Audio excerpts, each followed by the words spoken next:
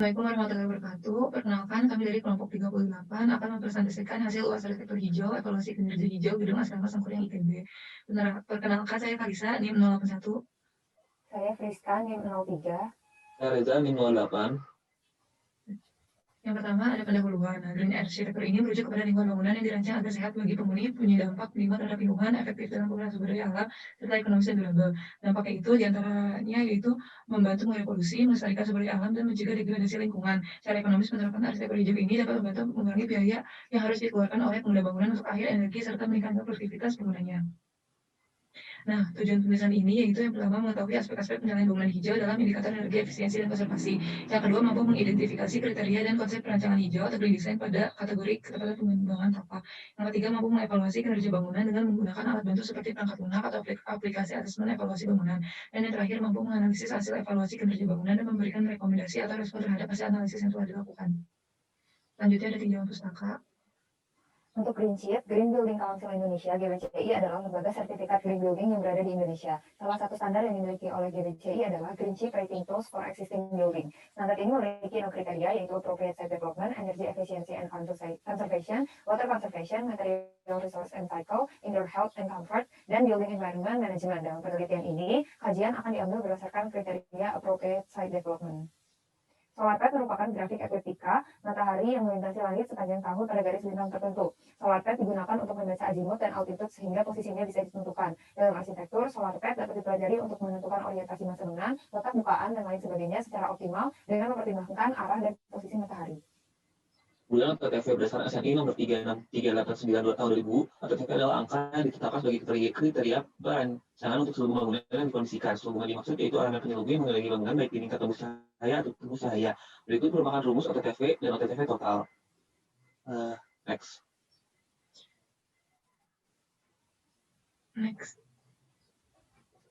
Edge atau Excellence in Design for Greater Efficiencies memberikan para pemilik pesantren peluang untuk mendapatkan keunggulan kompetitif dengan membedakan produk mereka yang mendapatkan nilai pada kehidupan pelanggan mereka. Edge ini menghadirkan kecepatan kecerdasan pasar dan fokus investasi ke generasi berikutnya dari sertifikasi bangunan hijau yang ada di lebih dari 100.000 negara. Untuk tahap-tahapan dari penggunaan Edge Building ini dapat dijelaskan di analisis dan pembahasan.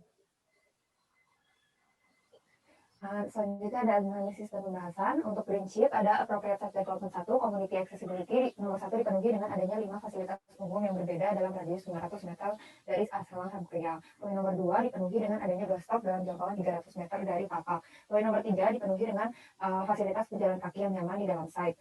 Poin nomor 4 tidak dipenuhi karena tidak ada akses jalur pejalan kaki yang menghubungkan bangunan dengan fasilitas umum di sekitar. Ada Appropriate Site Development 2 yaitu Motor Vehicle Reduction. Poin nomor 1 dipenuhi dengan asrama Sangkuriang yang memiliki kapasitas 971, namun kapasitas parkir tidak mencapai 571, sehingga mayoritas penghuni ini terpaksa untuk menggunakan kendaraan umum. Poin nomor 2 tidak terpenuhi karena tidak ada lahan parkir di dalam tapak, dan poin nomor 3 tidak terpenuhi karena tidak ada lahan parkir sepeda yang menyediakan shower khusus di dalam tapak. Ada Appropriate Site Development 3 yaitu Site Landscaping. Poin nomor 1 terpenuhi karena luas ruang terbuka hijau adalah 82% dari luas keseluruhan tapak. Poin nomor 2 terpenuhi karena lebih dari 30% luas tanah digunakan sebagai bangunan taman. Poin nomor 3 itu terpenuhi karena di sekitar tapak ada tanaman produktif yaitu kebun kopi. Ada Appropriate Site Development 4 yaitu Heat Island Effect dengan menggunakan rumus albedo total. Nomor 1 itu terpenuhi karena setelah dihitung nilai albedo total rata-ratanya adalah 0,56 yang melebihi nilai rata-rata minimal yaitu 0,3. Dan nomor 2 juga terpenuhi karena nilai albedo totalnya itu 0,331 yang melebihi nilai rata-ratanya yaitu 0,3. Appropriate Site Development 5 Stormwater Management poin nomor 1 dan 2 tidak terpenuhi karena asrama Sangkuriang belum memiliki usaha dan teknologi agar beban limpasan air hujan ke jaringan drainase berkurang. Appropriate Site Development 6 Site Management itu poin nomor 1 tidak terpenuhi karena tidak ada upaya untuk mengendalikan hama penyakit. Poin nomor 2 juga tidak terpenuhi karena tidak ada habitat satwa non peliharaan. Appropriate Site Development 7 Building Neighborhood. Poin nomor 1 tidak terpenuhi karena tidak ada WC umum di sekitar site. Poin nomor 2 itu terpenuhi karena ada akses menuju bangunan lain pada lantai 3 bangunan asrama dan juga pada lantai dasar di letak yang sama. Poin nomor 3 itu terpenuhi karena ruang terbuka hijau itu memiliki fungsi privat bagi penghuni yaitu berupa lapangan rumput. Poin nomor 4 tidak terpenuhi karena tidak ada revitalisasi bangunan cagar budaya pada lokasi asrama Sangkuriang. Kemudian untuk SolarPad didapatkan nilai FSA sama HSI 10 derajat. Itu memungkinkan untuk dibuatnya horizontal dan vertical shading device. Untuk horizontal shading device dibuat dengan panjang 2 meter dan 3,3 meter. Kemudian untuk vertical shading device-nya 10 derajat untuk shading device yang panjang, sehingga dibuat sirip dengan panjang yang untuk tipe 1,5 meter dan yang tipe 2 1,3 meter. Sedangkan pada kondisi existing-nya horizontal shading device hanya sepanjang 1 meter dan tidak adanya vertical shading device. Kemudian untuk sisi timur dengan nilai VSA sama HS yang sama, horizontal shading device yang terbentuk yaitu sepanjang 3,3 meter dan vertical shading device-nya sepanjang 1,3 meter dengan jarak 23 cm per sirip. Tapi di kondisi existing-nya horizontal shading device hanya 0,47 meter dan tidak adanya vertical shading device. Selanjutnya, pada sisi utara dan selatan memiliki kemiripan, VSA-nya itu 40 derajat dan HSA-nya 67 derajat, sehingga membutuhkan vertical dan horizontal shading device. Horizontal dan vertical shading device yang terbentuk itu 1,5 meter untuk horizontal shading device dengan jarak dan 10 cm untuk vertical shading device dengan jarak antar siripnya 25 cm.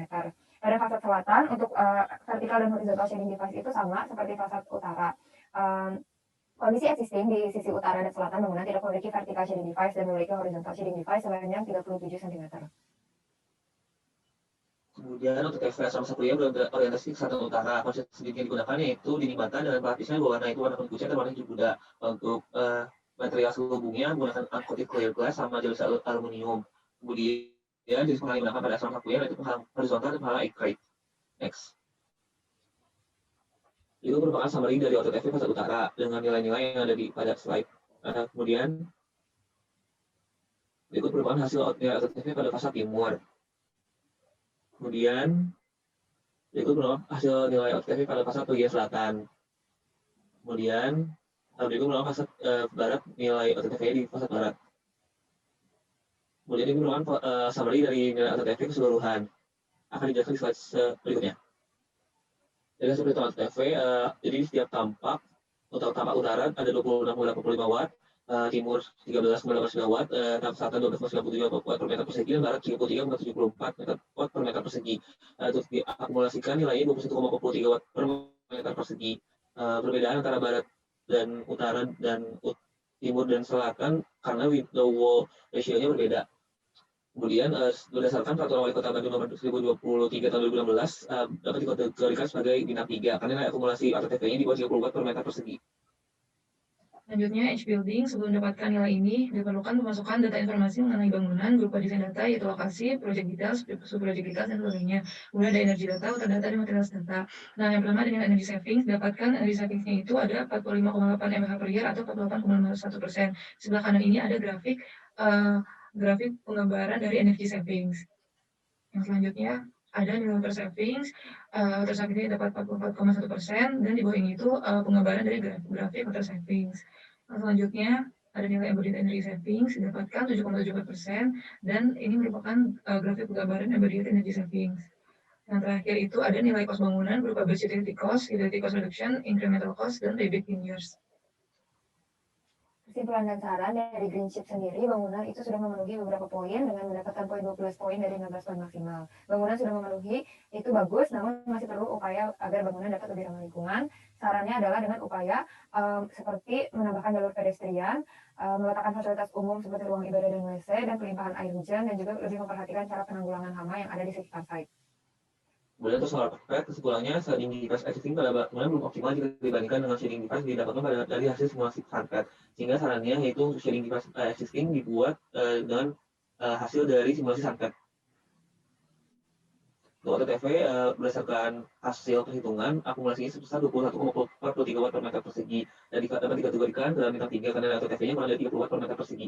Sarannya untuk pada sisi barat jangan dibuat sisi fasad dengan material kaca sebelumnya di dalam satu bidang fasad. Kemudian untuk sisi bagian selatan yang nilai AutoTV-nya kecil dibuat lebih banyak jendela dengan material kaca atau melebarkan bukaannya. Kesimpulan untuk Edge Building, menurut data hasil perhitungan pada aplikasi Edge ini, bagian energy savings dapatkan nilai 45,8 mAh per year atau 48,51%. Nah, nilai ini sudah memenuhi standar Edge karena sudah di atas 20%. Nah, pada water savings juga sudah memenuhi standar Edge karena nilai yang didapatkan itu 44,1%. Tapi pada bagian material hanya didapatkan 7,7% sehingga nilai ini belum memenuhi standar Edge. Nah, sarannya itu pada bagian material diperlukan pergantian material yang lebih sustainable agar nilainya itu dapat memenuhi standar. Nah, untuk mengurangi nilai kos yang ada, harusnya pergantian materialnya juga diganti menjadi material yang lebih terjangkau. Sekian presentasi dari kami. Terima